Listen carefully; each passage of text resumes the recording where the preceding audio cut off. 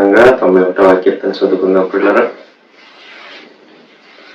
మహోన్నతుని చాటున నివసించేవాడే సర్వశక్తిని నీడలో విశ్రమించేవాడు. మహోన్నతుని చాటున నివసించేవాడే సర్వశక్తిని నీడలో విశ్రమించేవాడు. ఆయనే నాకు ఆశ్రయము, నా కోట, నేను నమ్ముకున్న నా దేవుడని నేను యెహోవాని గురించి చెప్పుచున్నాను. ఆయనే నాకు ఆశ్రయము, నా కోట, నేను నమ్ముకున్న నా దేవుడని నేను యెహోవాని గురించి చెప్పుచున్నాను. వేటకాని ఊరిలో నుండి ఆయన నిన్ను విడిపించును, నాశనకరమైన తెగులు రాకుండా నిన్ను రక్షించును. వేటకాని ఊరిలో నుండి ఆయన నిన్ను విడిపించు, నాశనకరమైన తెగులు రాకుండా నేను రక్షించును. ఆయన తన రెక్కలతో నిన్ను కప్పును, ఆయన రెక్కల క్రింద నీకు ఆశ్రయం కలుగును. ఆయన సత్యము కేడమును డాలునై ఉన్నది. ఆయన తన రెక్కలతో నిన్ను కప్పును, ఆయన రెక్కల కింద నీకు ఆశ్రయం కలుగును. ఆయన సత్యము కేడమును డాలునై ఉన్నది.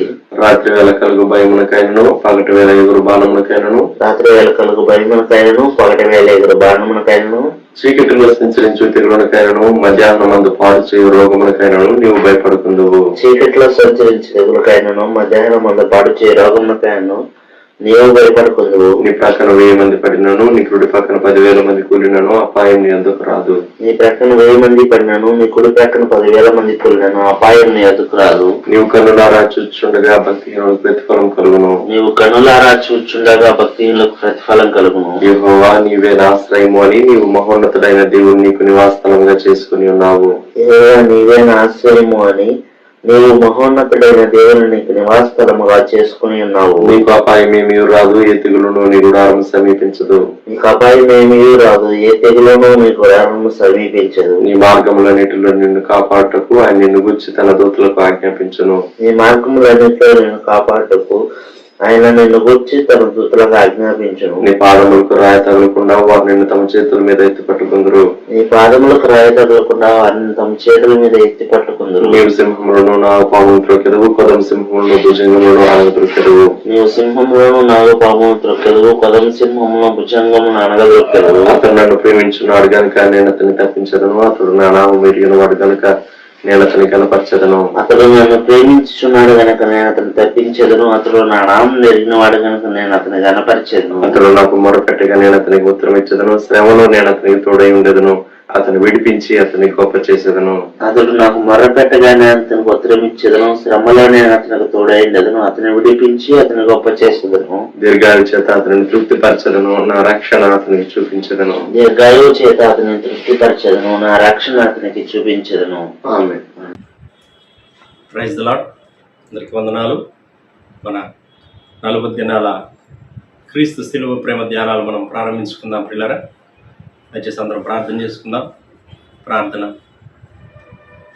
మహాగణుడా, మహోన్నతుడా, గొప్ప దేవ యేసయ్యా, మరొకసారి మీకే స్తుతులు స్తోత్రాలు వందనాలు చెల్లించుకుంటున్నాను ఆయన.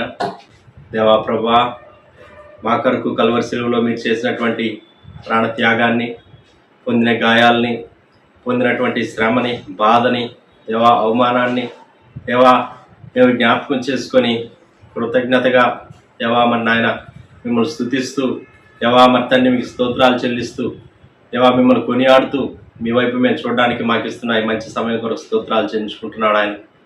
మమ్మల్ని జ్ఞాపకం చేసుకొని బలపరచమని ప్రార్థన చేస్తున్నాం. పాట ద్వారా మీ నామాన్ని గొప్ప చేసే సమయాన్ని దీవించమని ప్రార్థన చేస్తున్నాం.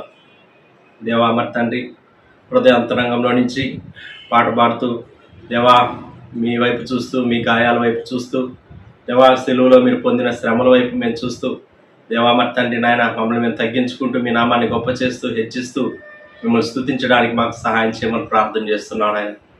దేవా సిలువను మేము మర్చిపోక దేవా విడిచిపెట్టక మరి తండ్రి నాయన మీ సిలువ వైపు మేము చూస్తూ ఉండగా సిలువలో ఉండేటువంటి గొప్ప శక్తిని దేవా సిలువలో ఉండేటువంటి గొప్ప బలాన్ని మేము సమృద్ధిగా పొందుకోవడానికి సహాయం చేయమని ప్రార్థన చేస్తున్నాను ఆయన.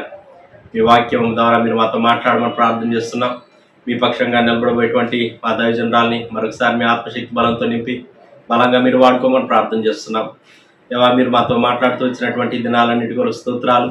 మరి విశేషంగా ఈ దినం కూడా ప్రభువా మీ వాక్యం ద్వారా మా దైవజనురాల ద్వారా మీరు మాతో మాట్లాడమని ప్రార్థన చేస్తున్నాం.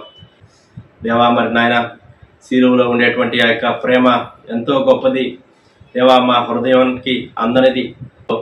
ఏకీపిస్తున్నటువంటి ప్రతి బిడ్డను మీరు జ్ఞాపకం చేసుకొని ప్రత్యేకంగా ఈ సమయంలో బలపరిచి మీరే మాట్లాడమని ప్రార్థన చేస్తున్నాం. దేవా మరి తండ్రి తద్వారా మీకు ఇంకనో సన్నిహితంగా మరి తండ్రి అందరూ రావడానికి ఆ రీతిగా ప్రభువా మీ సిలువలో ఉండేటువంటి గొప్ప దీవెన మేము స్వాతంత్రించుకోవడానికి మాకు సహాయం చేయండి. మంచి నెమ్మది కలిగినటువంటి వాతావరణం దయచేసి చక్కగా వాక్యం వినటకు సహాయం చేయమని ప్రార్థన చేస్తున్నాం. ముందున్న సమయం అంతటిని కూడా మా కొరకు ఆశీర్వదించమని, చివరి ప్రార్థన దీవెనల వరకు ప్రభువా మీ సన్నిధి ప్రసన్నతను సమృద్ధిగా మేము అనుభవించడానికి మాకు సహాయం చేయమని, ఆత్మరూపంలో పరిశుద్ధ ఆత్మరూపంలో చేరినటువంటి ప్రతి ఒక్కరి యొక్క కుటుంబాల్లో, ప్రతి ఒక్క గృహంలో మీరే సంచారం చేయమని యేసయ్య సర్వశక్తి కలిగిన నామంలో స్తుతించి ప్రార్థన చేసి దినమనసరి వేడుకుంటున్నాం పరలోకపు తండ్రి, ఆమేన్. సమయంలో ఒక పాట పాడి దేవుని నామాన్ని మహింపరుద్దాం పిల్లరా. 643వ పాట పాడుకుందాం. గాయాములన్ గాయాములన్ నా కొరకై పొందేను క్రీస్తు ప్రభు. గాయాములన్ గాయాములన్ నా కొరకై పొందేను క్రీస్తు ప్రభు. స్వరూపమైన సొగసైన లేదు దుఃఖభరితుడాయను. స్వరూపమైన సొగసైన లేదు దుఃఖభరితుడాయను. వ్యాధిగ్రస్తుడుగా వ్యాకులముందెన్ వీక్షించి త్రిప్పిరి ముఖముల్. వ్యాధిగ్రస్తుడుగా వ్యాకులముందెన్ వీక్షించి త్రిప్పిరి ముఖముల్. గాయాములన్ గాయాములన్ నా కొరకై పొందేను క్రీస్తు ప్రభు. గాయాములన్ గాయాములన్ నా కొరకై పొందేను క్రీస్తు ప్రభు. మా రోగములను మా దుఃఖములను మనకై తానే భరించే. మా రోగములను మా దుఃఖములను మనకై తానే భరించే. ముత్తబడెను బాధించబడెను ఎంతో శ్రమనుందే మనకై. ముత్తబడెను బాధించబడెను ఎంతో శ్రమనుందే మనకై. గాయాములన్ గాయాములన్ నా కొరకై పొందేను క్రీస్తు ప్రభు. గాయాములన్ గాయాములన్ నా కొరకై పొందేను క్రీస్తు ప్రభు. మాతిక్రమ క్రియలను బట్టి మరినలుగా గొట్టబడెను. మాతిక్రమ క్రియలను బట్టి మరినలుగా గొట్టబడెను. తాను పొందిన దెబ్బల ద్వారా స్వస్థత కలిగే మనకు. తాను పొందిన దెబ్బల ద్వారా స్వస్థత కలిగే మనకు. గాయాములన్ గాయాములన్ నా కొరకై పొందేను క్రీస్తు ప్రభు. గాయాములన్ గాయాములన్ నా కొరకై పొందేను క్రీస్తు ప్రభు. యేసుక్రీస్తు నామములో క్రీస్తు శిలువ ప్రేమ ధ్యానములకు మరి ధ్యానములలో పాలు పొందుతున్న ప్రభు బిడ్డలందరికీ శుభములు తెలియజేస్తా ఉన్నాను. లేఖనాలను ధ్యానం చేద్దాం. దాని కొరకు మనం యెషయా గ్రంథం 50వ అధ్యాయం 6వ వచనం చదువుకుందాం. యెషయా గ్రంథం 50వ అధ్యాయం 6వ వచనం. కొట్టువారికి నా వీపును అప్పగించి తిని, వెంట్రుకలు పెరికివేయు వారికి నా చెంపలను అప్పగించి తిని, ఉమ్మివేయు వారికిని అవమానపరచు వారికిని నా ముఖము దాచుకొనలేదు. ప్రార్థన చేసుకుందాం. కృపామయుడా, మీకు స్తోత్రాలు. నీ మహాకృపలో మరొకసారి మీ యొక్క శిలువ ప్రేమ ధ్యానములలోనికి నన్ను మమ్మలను ప్రవేశపెట్టినందుకు స్తోత్రాలు. మిమ్మలను ధ్యానించడానికి, మీ ప్రేమను ధ్యానించడానికి, మీ శిలువ ప్రేమను ధ్యానించడానికి మాకు ఇస్తున్న ఈ గొప్ప భాగ్యము కొరకు స్తోత్రాలు తండ్రి. ఈ భాగ్యవంతమైన సమయాన్ని మేమందరము సద్వినియోగం చేసుకుని నాయన నీలో మా ప్రభ మేము ఎంతగానో మరి నూతనపరచబడడానికి మా ప్రభ మరలా మమ్మల్ని మేము మీకు ప్రతిష్ఠించుకుంటూ మీ యొక్క శిలువ తండ్రి నాయన యోధులముగా సిద్ధపరచబడడానికి సహాయం చేయండి. ఈ వాక్య ధ్యానాన్ని మా కొరకు దీవించండి. మీరు మాతో మాట్లాడండి ప్రభా. మీ స్వరమును మాకు వినిపింపచేయండి నాయన. నీ దాసరాలైన నన్ను నీ సిరువు చాటును మరుగు చేయండి తండ్రి. సమయమంతటిని మీ అధికారానికి అప్పగించుకుంటూ యేసు నామములోనే ప్రార్థిస్తున్నాను తండ్రి, ఆమేన్. పరిశుద్ధ గ్రంథంలో నుంచి యేసు ప్రభు యొక్క శిలువ సందర్భాన్ని మనం ధ్యానం చేస్తున్నాం. ఇదినో మనం ధ్యానం చేసుకునే మరి ఈ సందేశానికి ఒక చిన్న టైటిల్ పెట్టాలి అనుకుంటే దానికి మనము కొట్టబడిన యేసు అనే మరి టైటిల్ పెట్టుకొని ఈ వాక్య ధ్యానంలో ముందుకు సాగి వెళ్దాం. కొట్టబడిన యేసు. యేసు ప్రభు సర్వాధికారి, సర్వశక్తిమంతుడు, సర్వోన్నతుడైన దేవుడు. అయితే మానవాళిని ప్రేమించి మనందరి కొరకు ఆయన ఈ లోకంలోనికి వచ్చి శరీరధారిగా జన్మించి మనందరి కొరకు ఆయన అనేకమైన ఉపకారాలు చేస్తూ పరలోకపు రాజ్య సువార్తను ప్రకటిస్తూ ఆఖరకు తండ్రి యొక్క చిత్త ప్రకారము మరి మన పాపములకు ప్రాయశ్చిత్తం చేయడానికి ఆయన శిలువ మరణానికి తాను అప్పగించుకున్న సందర్భంగా ఆయన శారీరకంగా కూడా ఎంతగానో శ్రమపరచబడ్డారు. ఆయన శ్రమ నొందాడు, ఆయన హింసించబడ్డాడు, ఆయన అన్ని విధాలా నలిగిపోయాడు. చేయబోతున్నా చూడండి, యేసు ప్రభు మనందరి కొరకు కొట్టబడ్డాడు, ఆయన గాయపరచబడ్డాడు, ఆయన శరీరము గాయపరచబడింది, ఆయన వీపు దున్నబడింది. మనం ఇందాక యెషయా గ్రంథం 50వ అధ్యాయం 6వ వచనం చదువుకున్నాం. కొట్టుటకు వారికి నా వీపును అప్పగించి తిని. యేసు ప్రభు కొట్టబడ్డాడు, ఆయన కొట్టబడడానికి తాను అప్పగించుకున్నాడు. అంటే స్వచ్ఛందంగా మన కోసం ఆయన దెబ్బలు తిన్నాడు, స్వచ్ఛందంగా మన కోసం ఆయన బాధలు నొందాడు. కారణం ఏంటో చెప్పమంటారా? మన మీద ఉన్న ప్రేమ. రెండోది, మనము కొట్టబడకుండా, మనము బాధింపబడకుండా తప్పించబడడానికి ఆయన మన స్థానంలో నిలబడి ఆయన కొట్టబడ్డాడు, ఆయన బాధింపబడ్డాడు. ఈ అంశాన్ని మనం చూద్దాం. చూడండి, మత్తయి సువార్త 26వ అధ్యాయంలోకి వద్దాం. మత్తయి సువార్త 26వ అధ్యాయం. ఇప్పుడు యేసు ప్రధాన యాజకుడు యేసు ప్రభును ఒక ప్రశ్న వేశాడు. ఏమనంటే, నీవు పరమాత్ముని కుమారుడు క్రీస్తు అయితే మాతో చెప్పు అన్నప్పుడు యేసు ప్రభు నీవన్నట్టే అన్నాడు. యేసు ప్రభు ఎప్పుడైతే తాను దేవుని కుమారుడైన క్రీస్తు అని చెప్పాడో ఆ మాటను వారు డైజెస్ట్ చేసుకోలేకపోయారు, ఆ మాటను వారు యాక్సెప్ట్ చేయలేకపోయారు, ఆ సత్యాన్ని వారు జీర్ణం చేసుకోలేకపోయారు. యేసు ప్రభువుని మరి క్రీస్తుగా గుర్తించలేకపోయారు, అంగీకరించలేకపోయారు. ఆ సత్యాన్ని, దాన్ని అంగీకరించలేక చాలా మరి విపరీతమైన మరి భయాందోళనలకు గురై వాళ్ళు ఎలాగ స్పందించారో మత్తయి సువార్త 26వ అధ్యాయంలోంచి చూద్దాం. మత్తయి సువార్త 26వ అధ్యాయంలో 65వ వచనం. ఎప్పుడైతే యేసు ప్రభు నీవన్నట్టే అని చెప్పాడో, అంతేకాకుండా ఇక ఇది మొదలుకొని మనిషి కుమారుడు మరి దేవుని యొక్క సర్వశక్తిని కుడిపార్శ్వాన కూర్చోబోతున్నాడు, అంతేకాదు ఆయన ఆకాశ మేఘారుడే మరలా వస్తాడు, చూస్తా ఉండండి అని చెప్పాడు. ఆ మాటకు ప్రధాన యాజకుడు ఏం చేశాడో చూద్దాం. 65వ వచనం. ప్రధాన యాజకుడు తన వస్త్రము చింపుకొని, వీడు దేవదూషణ చేసెను, మనకిక సాక్షులతో పని ఏమి, ఇదిగో ఈ దూషణ మీరిప్పుడు విన్నారు. దేవదూషణ చేస్తున్నాడు. దేవుడు కాదు, దేవుని కుమారుడు కాదు, వడ్లవాని కుమారుడు, వడ్ల పనులు చేసుకునేవాడు, వడ్రంగి పనులు చేసుకునేవాడు దేవుని కుమారుడు అంటున్నాడు, దేవదూషణ చేస్తున్నాడు అని చెప్పి చాలా అప్సెట్ అయిపోయాడు, చాలా డిస్టర్బ్ అయిపోయాడు.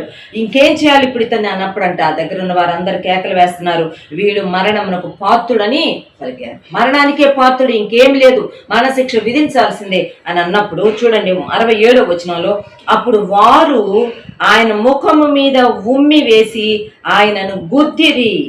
కొందరు ఆయనను అరచేతులతో కొట్టి, క్రీస్తు నిన్ను కొట్టిన వాడెవడో ప్రవచింపుమనిరి.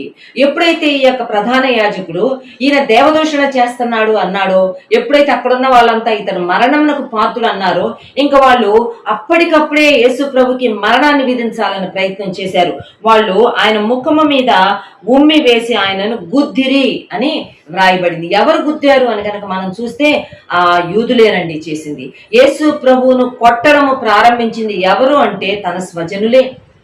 యోహాను సువార్త 1వ అధ్యాయంలో ఉంటది, ఆయన తన స్వకీయుల యొద్దకు వచ్చెను, ఆయన స్వకీయులు ఆయనను అంగీకరించలేదు. మత్తయి సువార్త 5వ సువార్త 13వ అధ్యాయంలో కూడా 57వ వచనంలో ఒక మాట ఉంటుంది చూడండి. మత్తయి సువార్త 13వ అధ్యాయం 57వ వచనం. అయితే యేసు ప్రవక్త తన దేశములోను తన ఇంటను తప్ప మరి ఎక్కడనైనను ఘనహీనుడు కాడని వారితో చెప్పాను. ప్రవక్త యేసు ప్రభు ఒక ప్రవక్తగా దేవుని పక్షంగా వచ్చాడు. ఆయన చెప్తున్నాడు తన దేశంలో గాని తన ఇంట కూడా మరి ప్రవక్త ఘనహీనుడు అక్కడే అవుతాడు ఘనహీనుడు, ఇంకెక్కడ ఆయనకు ఘనహీనత జరగదు. ఇప్పుడు యేసు ప్రభు యొక్క ఘనత తగ్గించబడింది. యేసు ప్రభుని ఘనహీనుడిగా ఎంచింది ఎవరు అని కనుక మనం చూస్తే మన సొంత ప్రజలేనండి. యేసు ప్రభుని ముఖం మీద ఉమ్మి వేసి ఆయనను గుద్దారు. ఎవరు అని కనుక మనం చూస్తే 26వ అధ్యాయంలో 57వ వచనంలో ఉంటుంది. ప్రధాన యాజకుడు ఉన్నాడు కైప, అక్కడ కొంతమంది శాస్త్రులు ఉన్నారు, తర్వాత పెద్దలు కూడా ఉన్నారు. 59వ వచనం చూస్తే ప్రధాన యాజకులు మహాసభ వారందరూ అక్కడ చేరి ఉన్నారు. వాళ్ళతో పాటు అనేక మంది అబద్ధ సాక్షులు కూడా చేరున్నారు. సో వీరందరూ కలిసి they are from the Jewish people only, యూదులలో నుంచి వచ్చిన వారే వీరందరూ కలిసి యేసు ప్రభుకి వీడు మరణమునకు పాత్రుడని చెప్పి ఆయన ముఖము మీద ఉమ్మి వేసి గుద్దిరి అని రాయబడింది. ఇంగ్లీష్ లో ఏమని రాయబడింది అని they spit in his face and buffeted him అని ఉందండి. బఫెటెడ్ హిమ్ అని ఉంది. దాన్ని నేను మరి దాని యొక్క మీనింగ్ నేను తీసి చూసినప్పుడు ఏమని ఉందంటే పిడిగుద్దులు గుద్దారు, ఆపకుండా గుద్దారంట.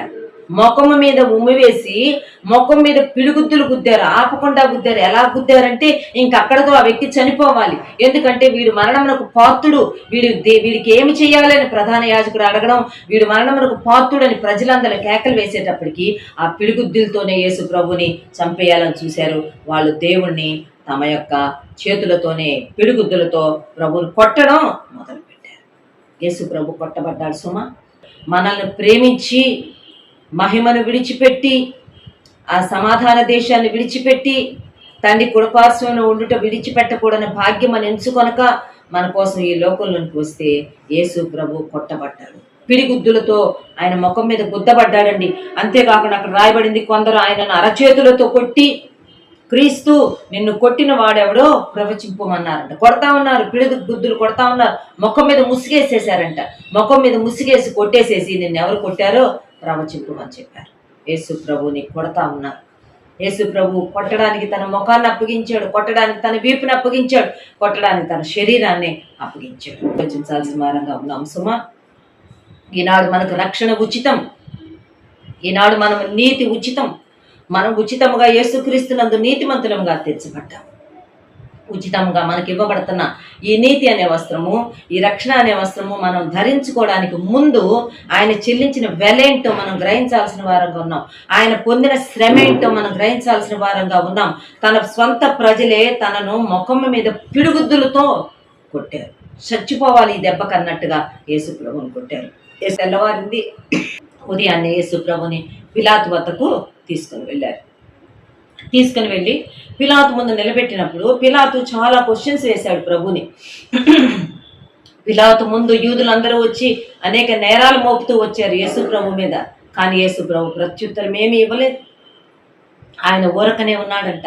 పిలాతు కూడా ఒక క్వశ్చన్ వేశాడు, దాన్ని మనం నిన్న దినాన్ని ధ్యానం చేసుకున్నాం. పిలాతు అడిగాడు, యూదుల రాజు నీవేనా అని అడిగినప్పుడు యేసు ప్రభు చెప్పాడు, నీవన్నట్టే అని చెప్పాడు. ఆ చుట్టూరా ఉన్న వారు ఎన్నో ప్రశ్నలు వేస్తూ వచ్చారు, లేక ఎన్నో నేరాలు మోపుతూ వచ్చారు. అయితే ఆ నేరాలు అది రుజువు చేయలేకపోయాడు. అదే సమయంలో మరి బరబ్బను బంధించి యేసు ప్రభుని విడుదల చేద్దామని పిలాతు ప్రయత్నం చేసినప్పుడు ఆ మాటకి మరి వాళ్ళు యూదులు ఒప్పుకోలేదు. ఇంకా తప్పనిసరి పరిస్థితుల్లో ఇప్పుడు పిలాతు యేసు ప్రభును వారికి అప్పగిస్తా ఉన్నాడు. చూడండి 27వ అధ్యాయం 26వ వచనం, మత్తయి సువార్త 27వ అధ్యాయం 26వ వచనం కనుక మనం చూస్తే, అప్పుడు అతడు అంటే పిలాతు వారు కోరినట్టు బరబ్బను వారికి విడుదల చేసి యేసును కొరడాలతో కొట్టించి సిలువ వేయ అప్పగించెను. మొట్టమొదటగా యేసు ప్రభుని పిడిగుద్దులతో గుద్దింది తన సొంత ప్రజలే.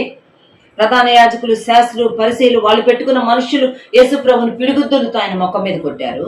రెండోది, యేసు ప్రభువును మరి పిలాతుకు వారు అప్పగించినప్పుడు పిలాతు తన యొక్క అధికారాన్ని వినియోగించి ఆయనను కొరడాలతో కొట్టించి సిలువ వేయడానికి అప్పగించాడు. యేసు ప్రభువును కొరడాలతో కొట్టించడానికి మరి పిలాతు ఆజ్ఞాపించాడు. ఏమని రాయబడిందంటే జీసస్ వాస్ స్కోర్చ్డ్ అని రాయబడింది.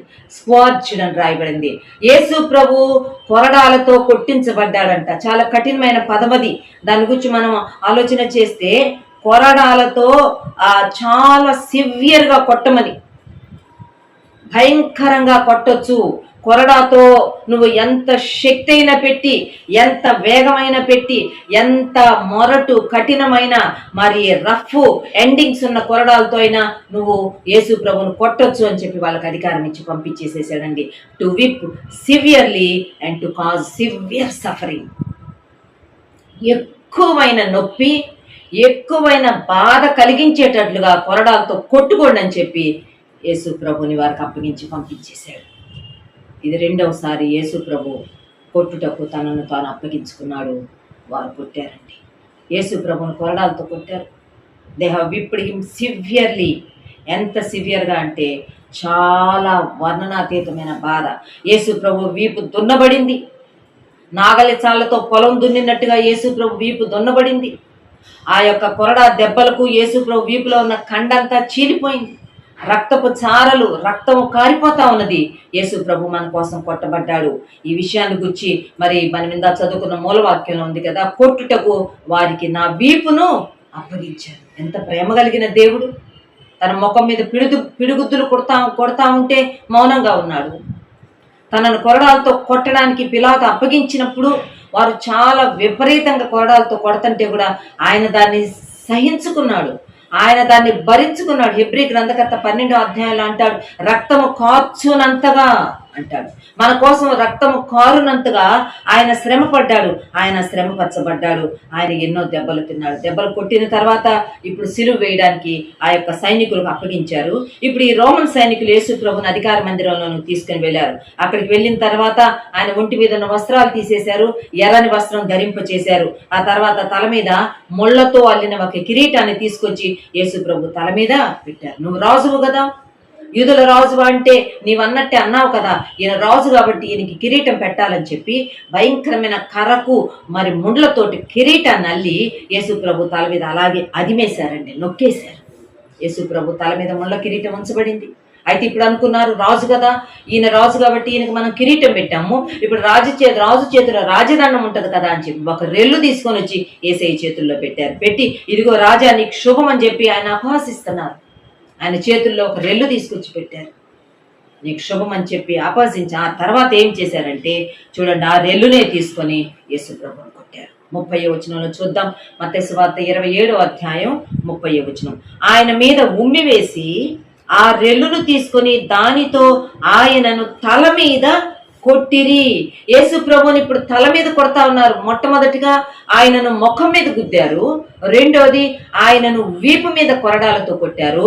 ఇప్పుడు మూడోది ఆయన తల మీద భయంకరంగా ఆ యొక్క రెల్లు తీసుకొని కొట్టారంట. అక్కడ కూడా దే స్మోట్ హిమ్ అని రాయబడిందండి. స్మోట్ హిమ్ ఒక్కొక్క దానికి ఒక్కొక్క పదం వాడబడింది. స్కోర్చ్డ్ హిమ్, బఫెటెడ్ హిమ్, స్మోట్ హిమ్. ఏంటి స్మోట్ హిమ్ అంటే చేతితో కొట్టే దెబ్బ అంట. చేయంతటితో, చేతిలో ఉన్న శక్తి అంతటితో కొట్టే దెబ్బ, లేకపోతే చేతిలో ఒక వస్తువు తీసుకొని చేతిలో ఉన్న బలమంతటితో, సామర్థ్యమంతటితో కొట్టడం అన్నమాట. With something held in the hand, చేతిలో పట్టుకొని దాంతో కొట్టారు. చాలా భయంకరంగా కొట్టారు. కఠినమైన దెబ్బ చేతితో యేసు ప్రభువును కొట్టారు. చేతిలో ఉన్న రెల్లుతోటి యేసు ప్రభు తల మీద కొట్టారు. ఆల్రెడీ తల మీద ముళ్ళ కిరీటం ఉంది. ఆల్రెడీ ముళ్ళు గుచ్చుకుపోయి ఉన్నాయి. ముళ్ళ వలన రక్తం కారిపోతా ఉంది.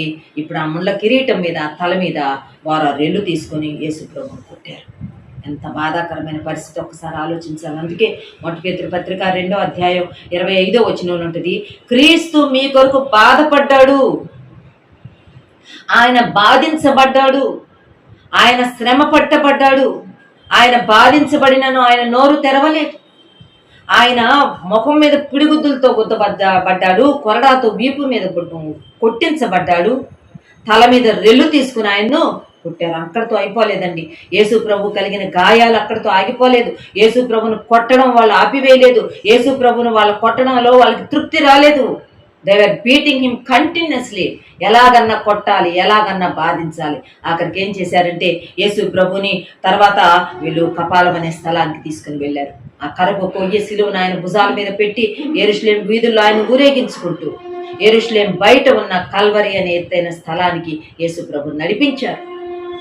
యేసు ప్రభుని అక్కడికి తీసుకుని వెళ్ళిన తర్వాత యేసు ప్రభుని సిలువ మీద పండబెట్టి ఇప్పుడు యేసు ప్రభుని సిలువకు మేకులతో కొట్టేశారు. ఈ మాట మనకి కీర్తనకారుడు తాను రాసిన 22వ కీర్తనలో తాను ప్రవచించాడు. చూడండి 16వ వచనంలో ఇలాగ రాయబడింది, కుక్కలు నన్ను చుట్టుకొని ఉన్నవి, దుర్మార్గులు గుంపు కూడి నన్ను ఆవరించి ఉన్నారు, వారు నా చేతులను నా పాదములను పొడిచి ఉన్నారు. They pierced my hands and my feet. నా కాళ్ళను నా చేతులను వారు పొడిచి ఉన్నారు.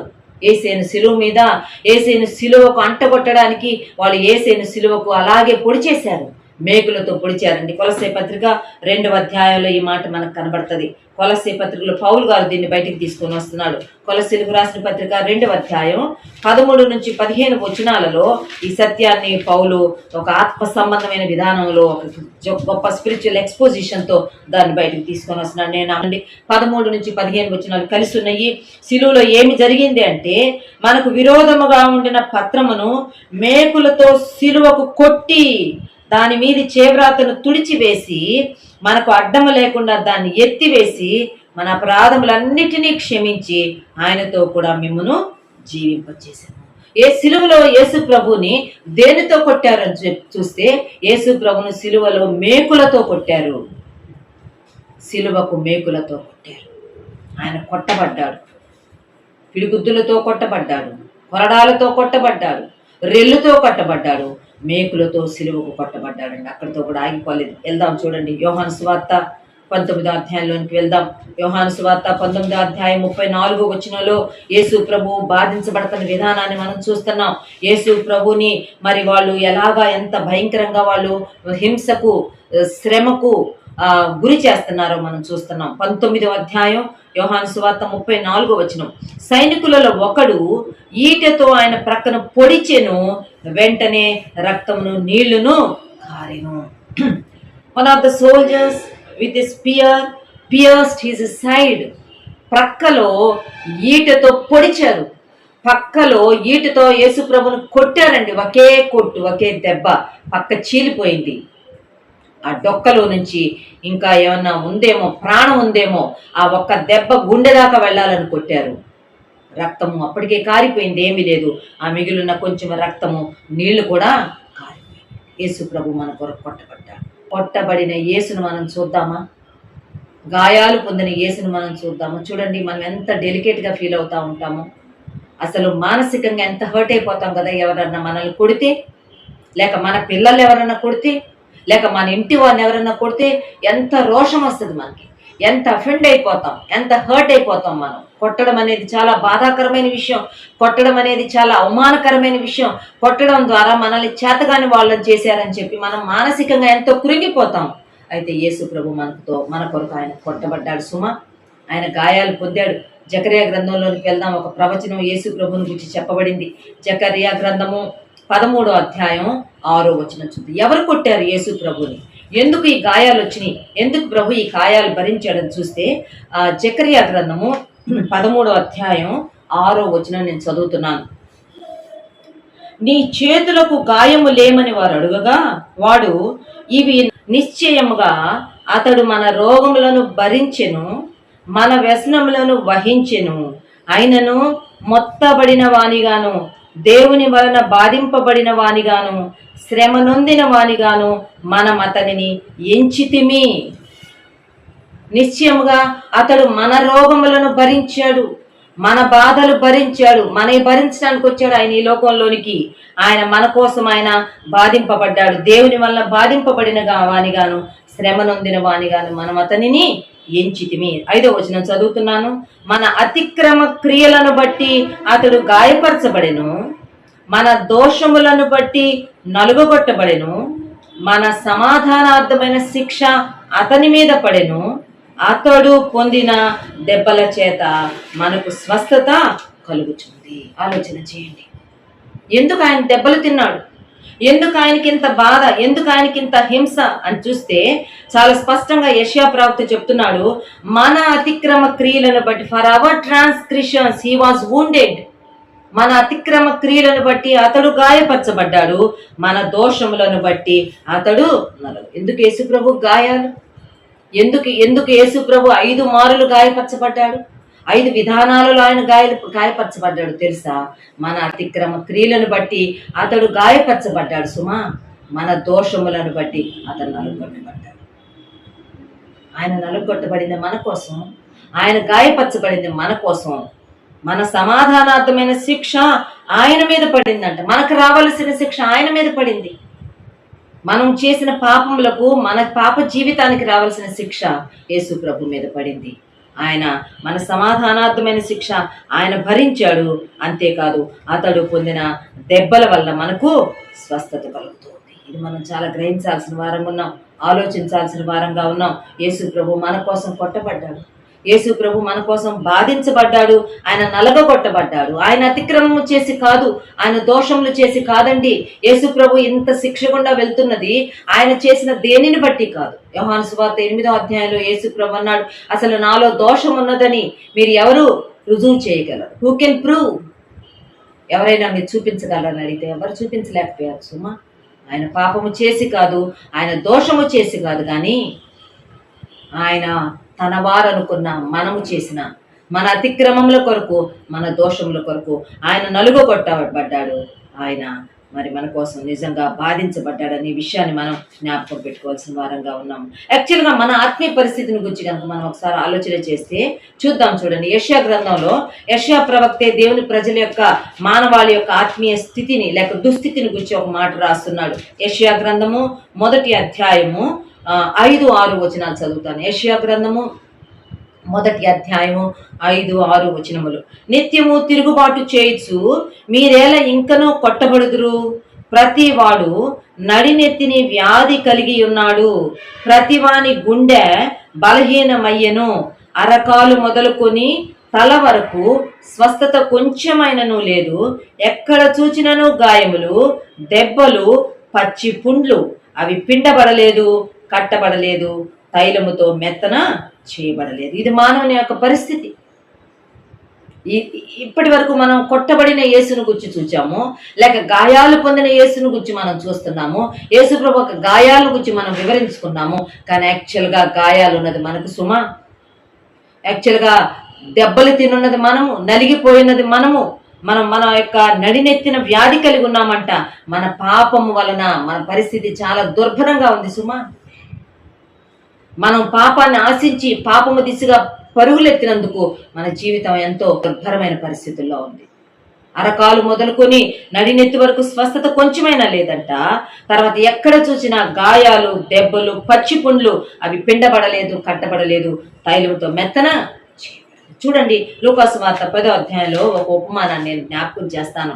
మన పరిస్థితి ఇదేనండి, మనం ఈ స్థితిలో ఉన్నాము. లూకాసు వార్త 10వ అధ్యాయంలో ఒక వ్యక్తిని గురించి యేసు ప్రభు మాకు ఒక ఉపమానం చెప్పుకుంటూ వచ్చారు. 10వ అధ్యాయం 30వ వచనంలో ఇలాగ రాయబడింది, అందుకు యేసు ఇట్లనెను, ఒక మనుష్యుడు యెరూషలేము నుండి యెరికో పట్టణమునకు దిగి వెళ్ళుచు దొంగల చేతిలో చిక్కెను, వారు అతని బట్టలు దోచుకొని అతనిని కొట్టి కొర ప్రాణముతో విడిచిపోయిరి.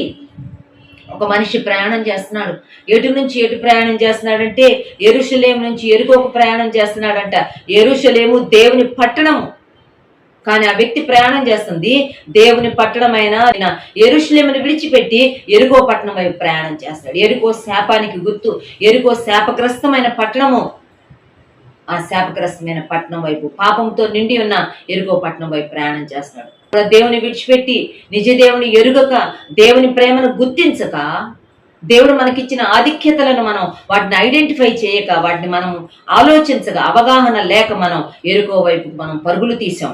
ఎరుకో వైపు మనం ప్రయాణం చేస్తున్న ఆ ప్రయాణంలో మనము దొంగల చేతిలో చిక్కిపోయాం, అపవాది చేతిలో చిక్కిపోయాం, అపవాది చేత కొట్టబడ్డాము, అపవాది చేత బాధించబడ్డాము. He has stolen everything from us. మన దగ్గర నుంచి సమస్తాన్ని దొంగిలించేశాడు. కేవలము కొర ప్రాణంతో పడున్నాము. అదే చెప్పాడు కదా యెషయా గ్రంథం 1వ అధ్యాయం 6వ వచనంలో, అసలు ఏమీ లేదు, ఆరోగ్యమే లేదు, స్వస్థతే లేదు, ఒళ్ళంతా గాయాలే, ఒంటి నిండా గాయాలు, ఎక్కడ చూసినా గాయాలు, దెబ్బలు, పచ్చిపుండ్లు, పిండబడలేదు, మెత్తన చేయబడలేదు, తైలముతో ఎవరు వాటిని కట్టలేదు, తైలంతో మెత్తన. ఎంత భయంకరమైన పరిస్థితిలో ఈ వ్యక్తి పడున్నప్పుడు ఒక యాజకుడు దాటి వెళ్ళాడు, ఒక లేవీయుడు దాటి వెళ్ళాడు, సహాయం చేయలేకపోయారు. కానీ ఒక సమరయుడు వచ్చి ఆ వ్యక్తిని పరామర్శిస్తున్నాడు. 33వ వచనం, లూకాసు వార్త 10వ అధ్యాయం 33వ వచనంలో, అయితే ఒక సమరయుడు ప్రయాణమైపోవచ్చు అతడు పడి ఉన్న చోటికి వచ్చి అతనిని చూచి అతని మీద జాలిపడి దగ్గరకు పోయి నూనెయు ద్రాక్షారసమును పోసి అతని గాయములను కట్టి తన వాహనము మీద ఎక్కించుకొని ఒక పూటకుள்ள వాని ఇంటికి తీసుకొని పోయి అతనిని పరామర్శించాను. ఈ సమరయుడు ఎవరో తెలుసా అండి? మనం పడి ఉన్న చోటికి వచ్చిన వ్యక్తి ఈయన. మనం ఎక్కడ పడి ఉన్నామో, మనం ఈ లోకంలో పడి చెడి ఉన్నప్పుడు యేసు ప్రభు పరలోకాన్ని విడిచిపెట్టాడు, మనం పడి ఉన్న చోటికి వచ్చాడు ఆయన. ఆయన మనల్ని చూచాడు, మన దీనస్థితిని చూచాడు. ఆయన మన గాయాలు కట్టాలని నిర్ణయించుకున్నాడు. గాయములతో, పచ్చి పుండ్లతో, మరి ఏమాత్రం స్వస్థత లేకుండా పడున్న మన పరిస్థితులను ఆయన చూచి ఆయన మన కోసం దిగొచ్చాడు. మన గాయాలను కట్టాడు, మనకు ద్రాక్షరసము నూనె పోసి గాయములను కట్టి తన వాహనం మీద ఎక్కించుకొని ఒక పూటకుள்ள వాని ఇంటికి తీసుకుని వెళ్ళి ఆయన మనల్ని పరామర్శించాడు. ఇది చేయడానికండి యేసు ప్రభు ఈ లోకానికి వచ్చింది. ఆ మంచి సమరయుడు ఎవరో కాదు, యేసు ప్రభువే. ఆ బాటసారి ఎవరో కాదు, నీవు నేనే. కొట్టబడింది మనము, గాయాలతో ఉన్నది మనము. అయితే ప్రేమ కలిగిన దేవుడు ఆయన ఈ లోకంలోకి రావడం ద్వారా మన గాయాల నుంచి మనకు స్వస్థత ఇచ్చాడు, మనకు మేలులు చేస్తూ వచ్చాడు. చూడండి, మత్తయి సువార్త 4వ అధ్యాయంలో ఈ మాట కనబడుతుంది. మత్తయి సువార్త 4వ అధ్యాయం 23-24 వచనాలలో యేసు ప్రభు శరీరధారిగా ఈ లోకమునకు వచ్చినప్పుడు ఆయన తన సేవా ప్రారంభంలో ఆయన ఏం చేశాడని కనుక మనం చూస్తే 23-24 వచనాలు, యేసు వారి సమాజ మందిరములలో బోధించుచు దేవుని రాజ్యమును గూర్చిన సువార్తను ప్రకటించుచు ప్రజలలోని ప్రతి వ్యాధిని రోగమును స్వస్థపరచుచు గలిలయ యందంతటా సంచరించెను. ఆయన కీర్తి సిరియా దేశమంతటా వ్యాపించెను. నానా విధములైన రోగముల చేతను వేదనల చేతను పీడింపబడిన వ్యాధిగ్రస్తులనందరినీ, దెయ్యము పట్టిన వారిని, చాంద్ర రోగులను, పక్షవాయువు గలవారిని వారు ఆయన వద్దకు తీసుకుని రాగా ఆయన వారిని స్వస్థపరిచారు. పచ్చి పుండ్లతో, గాయాలతో, భయంకరమైన పరిస్థితుల్లో ఉన్న దెబ్బలతో నిండిన మనల్ని స్వస్థపరచడానికి యేసు ప్రభు ఈ లోకానికి వచ్చాడు. ఆయన స్వస్థపరిచాడండి, ఆయన బాగు చేశాడండి, ఆయన వద్దకు వచ్చిన వారిని అందరినీ బాగు చేశాడండి. సుమా, గాయాలతో ఉన్న మనలను, మన గాయాలు కట్టడానికి యేసు ప్రభు ఈ లోకానికి వచ్చాడు. మనల్ని బాగు చేయడానికి యేసు ప్రభు ఈ లోకానికి వచ్చాడు. మత్తయి సువార్త 8వ అధ్యాయం 16-17 రెండు చదువుతాను. సాయంకాలం అయినప్పుడు జనులు దెయ్యములు పట్టిన అనేకులను ఆయన వద్దకు తీసుకుని వచ్చిరి. ఆయన మాట వలన దెయ్యములను వెళ్ళగొట్టి రోగుల నెల్లను స్వస్థపరిచెను. ఎవరు బాగో లేకుండా వచ్చారో వాళ్ళందరినీ బాగు చేసి పంపించాడండి. అందువలన ఆయనే మన బలహీనతలను వహించుకొని మన రోగములను భరించనని ప్రవక్త అయిన యెషయా ద్వారా చెప్పబడినది నెరవేరింది. మన బలహీనతలు తీసుకున్నాడు, మన రోగాలు తీసుకున్నాడు, తన వద్దకు వచ్చిన వారిని ఎల్లరూ బాగు చేసి పంపించాడండి. యేసు ప్రభు బాగు చేసేవాడు సుమా. యేసు ప్రభు గాయాలు కట్టేవాడు, యేసు ప్రభు గాయాలు మాన్పేవాడు. అదే మాట మనకు కనబడుతుంది. చూడండి, 147వ కీర్తనలో ఒక వచనం చదువుతాను. కీర్తన 147 మూడో వచనంలో ఇలా వ్రాయబడింది, ఆ గుండె చెదిరిన వారిని ఆయన బాగు చేయువాడు, వారి గాయములు కట్టువాడు. గుండె చెదిరిపోయిన వారిని, బ్రతుకు మీద ఆశ లేని వారిని, ఇంకా నా జీవితం వ్యర్థం అనుకుంటున్న వారిని ఆయన బాగు చేయడానికి వచ్చాడు. వారికి బలాన్ని ఇవ్వడానికి వచ్చాడు, వారికి ధైర్యం చెప్పడానికి వచ్చాడు, వారితో నేనున్నానని చెప్పడానికి వచ్చాడు. గుండె చెదిరిన వారిని బాగు చేసేవాడు. అంతేకాదు వారి గాయములను ఆయన కట్టేవాడు. గాయములు కట్టే దేవుడు. మన గాయాలను బాగు చేయడానికి వచ్చాడు. ఒంటి నిండా దెబ్బలతో, గాయాలతో, పచ్చి పుండ్లతో ఉన్న మన గాయాలు మాన్పడానికి, మన గాయాలు కట్టడానికి యేసు ప్రభు వచ్చాడు. విచారకరమైన విషయం ఏంటంటే, మన గాయాలు కట్టడానికి, మనల్ని బాగు చేయడానికి, మానసికంగా, ఆధ్యాత్మికంగా, శారీరకంగా మనల్ని ఉద్ధరించడానికి వచ్చిన ఆయనను మనం గాయపరచాం కాదా? 2000 సంవత్సరాల క్రితం జరిగింది అది కాదా అండి? గాయాలు కట్టడానికి వచ్చిన యేసు ప్రభువుని గాయాలు చేశాం మనం. యేసు ప్రభు గాయాలు బాగు చేయడానికి వస్తే ఆయనను we have wounded him, we have bruised him, ఆయన మనం ఎంతో హర్ట్ చేసిన వారంగా, ఆయన మనం బాధ పెట్టిన వారంగా మనం ఉన్నాం. సుమా, ఆలోచించుకోవాలి. మన దేవుడు గొప్ప దేవుడు, మన దేవుడు ప్రేమ కలిగిన దేవుడు. ఆయన మనకు మేలు చేయడానికి వస్తే మనం ఆయన బాధ పెట్టాము. యోబు గ్రంథంలో ఒక మాట ఉంటుంది చూడండి, 5వ అధ్యాయం 19వ వచనం, 5:19. 6 బాధలలో నుండి ఆయన నిన్ను విడిపించును, 7 బాధలు కలిగినను నీకు ఏ కీడును తగులదు. మనం ఇందాక చూసుకున్నాం, 5 సందర్భాలు చూసుకున్నాం, 5 రకాలైన హర్ట్స్ చూసుకున్నాం, 5 రకాలైన వూండ్స్ చూసాం. యేసు ప్రభుకి ఎలాగ జరుగుతూ వచ్చినాయో. పిడిగుద్దులతో ఆయన ముఖం మీద కొట్టారు, కొరడాలతో ఆయన వీపు మీద కొట్టారు, తల మీద రెల్లుతో కొట్టారు, చేతుల్లో కాళ్ళల్లో మేకులతో కొట్టారు, ప్రక్కలో బల్యంతో కొట్టారు. ఇన్ని గాయాలు పొందిన ప్రభు నీకు నాకు ఇచ్చిన వాగ్దానం ఏంటో తెలుసా? 6 బాధలు కలిగినా నిన్ను విడిపిస్తాను, 7 బాధలు కలిగినా నీకు ఏ కీడు తగలదు. ప్రియమైన వారలారా, ప్రేమ కలిగిన దేవుడు మనకున్నాడు. మన బాధల్లో మనల్ని విడిచిపెట్టని దేవుడు మనకున్నాడు.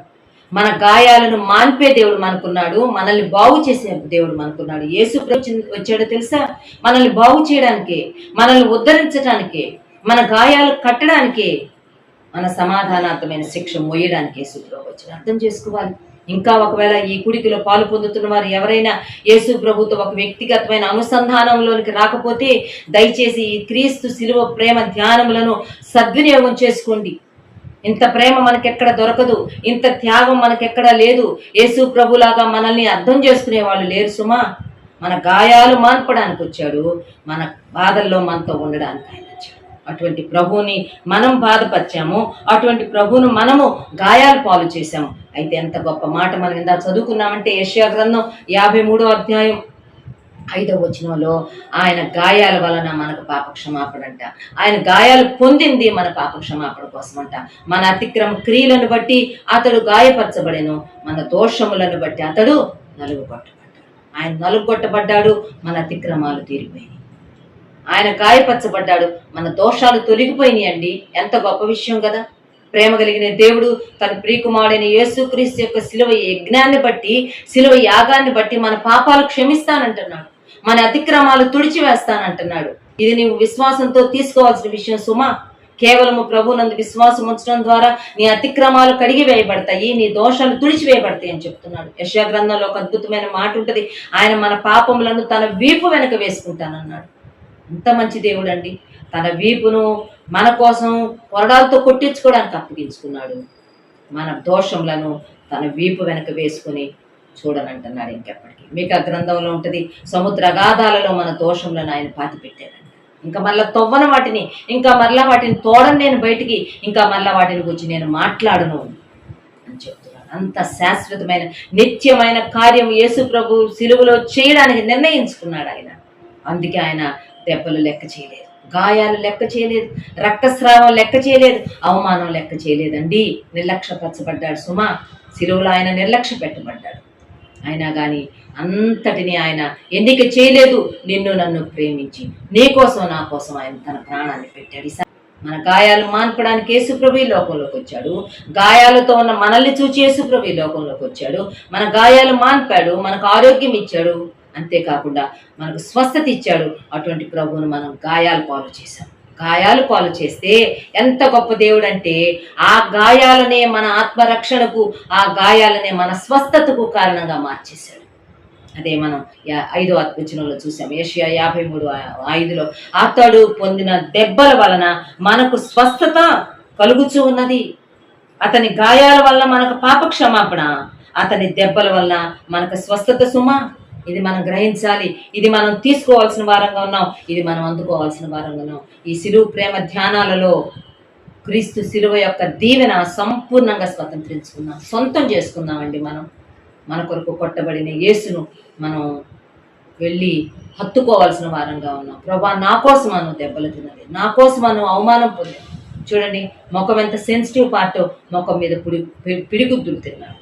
వీపు ఎంత డెలికేట్ విషయము, ఎంతో సున్నితంగా ఉంటుంది. ఆ వీపు భాగం అంతా కొరడాలతో కొట్టబడింది. తల మీద చెయ్యి వేస్తేనే తల మీద చిన్న దెబ్బ తగిలితే బాధపడతాం, తల మీద రెల్లుతో కొట్టారు. ఆ సున్నితమైన పాదాలలో, చేతులలో మేకులు కొట్టబడి అంతా గాయాలేనండి. ప్రక్కన కూడా గాయమే. అడిగాడు ఒక ఆయన వచ్చి, ఏమైందయ్యా అంటే చెప్పాడు, నన్ను ప్రేమించిన వాని ఇంటికి వెళ్తే నాకు కలిగిన గాయాలు. మన ఇంటికి వస్తే, ఏసయ్య మన హృదయంలోకి వస్తే, ఏసయ్య మన జీవితంలోకి వస్తే మనం ఆయనకి ఏమి ఇవ్వబోతున్నాం? ఆయన మరలా గాయాల పాలు చేద్దామా? ఆయన గాయాలు మరలా రేపుదామా? లేక ఆయనకు ఒక చక్కని మంచి పాసిఫైయింగ్ ఎక్స్పీరియన్స్, ఒక మంచి శమనం మన జీవితాల్లో, మన హృదయాలలో ప్రభు కలుగు చేద్దాం. ప్రభుకు మళ్ళీ మనం అప్పగించుకుందాం. ప్రభు యొక్క గాయాలు జ్ఞాపకం చేసుకుందాం. అందుకే భక్తుడు ఇలాగ రాశాడు, నేను ప్రియ యేసు రాజును చూచినా చాలు అని రాసిన పాటలు అంటాడు. నేను వెళ్తాను, నేను ఆయన గాయాలను చుంబిస్తాను అంటాడు. ఆయన గాయాలను నేను ముద్దాడుతాను అంటాడు. ఆయన గాయాల వల్లనే, ఆయన గాయాల నుంచి కారిన రక్తం వల్లనే ఈరోజు నాకు పాప క్షమాపణ. ఆయన కార్చిన రక్తం వల్లనే ఈరోజు నేను నీతిమంతులుగా తీర్చబడ్డాను. కనుక నేను ఆ గాయాలను చుంబిస్తాను, నేను ఆ గాయాలను ముద్దాడుతానని చెప్తాడు. కనుక ఈ సమయంలో మనం ప్రభుకు అప్పగించుకుందాం. దేవుని యొక్క గాయాలను, గాయపడిన ఆయన శరీరాన్ని జ్ఞాపకం చేసుకుంటూ, ప్రభా, ఇదిగో నాకు ఇచ్చిన జీవితం, ఇదిగో నాకు ఇచ్చిన ఆరోగ్యం, నాకు ఇచ్చిన శక్తి సమస్తం నీ కోసమే ప్రభా. గాయములు పొందిన నిన్ను నా సొంత రక్షకుడుగా నా హృదయంలోకి చేర్చుకుంటాను. నీ కొరకు నేను ఇక జీవిస్తాను. నాకు ఆ కృప దయచేయమని ప్రార్థన చేసుకుందాం. దయచేసి మహాపరిశుద్ధుడా, గొప్ప దేవ యేసయ్యా, మీ స్తోత్రాలు, వందనాలు చేయించుకుంటున్నాం నాయన. ఇంతవరకు నాయన మా తండ్రి మీ వాక్యం ద్వారా మమ్మల్ని బలపరిచిన విధానం అంతటి కొరకు స్తోత్రాలు, మాతో మాట్లాడుతూ వచ్చిన విధానం అంతటి కొరకు స్తోత్రాలు. ఆ దైవజనరాలను మీ ఆత్మశక్తి బలంతో నింపి అనేక విషయాలు మీరు మాకు బోధించిన విధానం అంతటి కొరకు స్తోత్రాలు చేయించుకుంటున్నాం. అవును ప్రభా, మీ గాయాల గురించి మీరు మాకు వివరించిన విధానం అంతటి కొరకు స్తోత్రాలు. ఆయన 5 రకములైనటువంటి గాయాలు ప్రభా, మా తండ్రి ఏ రీతిగా మీరు పొందారో మా కొరకు దేవా, ఆ విషయాలన్నీ మీరు మాకు కులంకుషంగా వివరించిన విధానం అంతటి కొరకు స్తోత్రాలు చేయించుకుంటున్నాం. ఎంతో నొప్పి, ఎంతో బాధ దేవా, అంత మాత్రమే కాదు నాయన, ఎంతో అవమానం దేవా, మరి తండ్రి నాయన మీరు భరించారు. మా దేవా, మీరు సహించారు. అందరి బట్టి మీకు స్తోత్రాలు, వందనాలు చేయించుకుంటున్నాను ఆయన. దేవా, మరి తండ్రి అంత మాత్రమే కాదు ప్రభా, ఎందుకు మీకు గాయాలయ్యాయని అడిగినప్పుడు, నేను ప్రేమించిన వాని ఇంటికి వెళ్ళినప్పుడు దేవా, వారు చేసిన గాయాలని దేవా మీరు మాతో వాక్యంలో నుంచి హెచ్చరించిన విధానం అంతటి కొరకు స్తోత్రాలు ఆయన. అవును ప్రభా, మమ్మల్ని ప్రేమించి దేవా మమ్మల్ని రక్షించడానికి పరలోకాన్ని విడిచి భూలోకానికి మీరు దిగి వచ్చినప్పుడు ప్రభా, మరి తండ్రి నాయన ఆ దినాల్లో ఉన్నటువంటి పరిశీలు ఈ రోజు ప్రభా మీకు విరోధంగా చేస్తున్నటువంటి కార్యములన్నింటిని బట్టి దేవా, మరి తండ్రి మేము మీకు సిలువ వేస్తున్నామని, మేము మిమ్మల్ని గాయపరుస్తున్నామని దేవా, మరి తండ్రి నాయన మీరు మాతో మాట్లాడిన విధానం అంతటి కొరకు స్తోత్రాలు చేయించుకుంటున్నాం. దేవా, కృప చూపించండి, సహాయం చేయండి నాయన. దేవా, మరి నాయన మేము గాయాల పాలై పడిపోయినప్పుడు మమ్మల్ని రక్షించడానికి మీరు వచ్చారు తండ్రి, మీ స్తోత్రాలు. అవును నాయన, యెరూషలేము నుంచి యెరికో పట్టణానికి దిగి వెళ్తున్నటువంటి వ్యక్తి దొంగల చేత పట్టబడి గాయాల పాలై కొరప్రాణంతో పడిపోయినప్పుడు దేవా, మీరు ఒక మంచి సమరయుడిలాగా వెళ్ళి ఎలాగైతే ప్రభా ఆయన గాయాలు కట్టి దేవా, మరి తండ్రి ఆ యొక్క వాహనం మీద ఎక్కించుకొని పుట్టకూలి వాని వద్ద వాడిని చేర్చి దేవా, మరి వాడిని పరామర్శించారో ఆ విషయాలు మా జ్ఞాపకం చేశారు. మీ స్తోత్రాలు చేయించుకుంటున్నాం. దేవా, కృప చూపించండి ఆయన, మాకు సహాయం చేయండి. దేవా, మిమ్మల్ని సిలువేసినందుకు క్షమించమని ప్రార్థన చేస్తున్నాం. మిమ్మల్ని గాయాలు పాలు చేసినందుకు క్షమించమని ప్రార్థన చేస్తున్నాం. దేవా, మరి తండ్రి ప్రభా అంత మాత్రమే కాదు నాయన, అయా మరి మా అతిక్రమ క్రియలను బట్టి అతను నలగొట్టబడిను దేవా, మా సమాధానమైన శిక్ష అతని మీద మోపబడినని మీ వాక్యం సెలవిస్తుంది. దేవా, మరి తండ్రి అవునాయన, అందుని బట్టి మీ స్తోత్రాలు చేయించుకుంటున్నాం. దేవా, మీరు మా స్థానాన్ని తీసుకున్న విధానం అంతటి కొరకు స్తోత్రాలు నాయన. ఇదిగో ప్రభా, ఎందరైతే నాయన మరి ప్రేమతో అయా విశ్వాసంతో మరి తండ్రి మీ వైపు చూస్తున్నారు వారందరిని బట్టి మీ స్తోత్రాలు.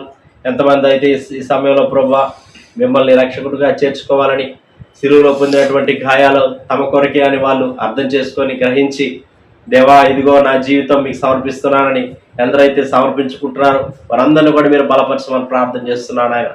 సిలువలో ఉండే ప్రేమ నాకు అర్థమైంది, సిలువలో ఉండి పొందినటువంటి గాయాలు అది నా కొరకే అని నేను గ్రహిస్తున్నానని ఎంతమంది అయితే ప్రభా మరి నాయన మిమ్మల్ని సిలువేసిన దాన్ని బట్టి క్షమాపణ అడుగుతున్నారు వాళ్ళందరినీ కూడా మీరు క్షమించమని ప్రార్థన చేస్తున్నాను ఆయన.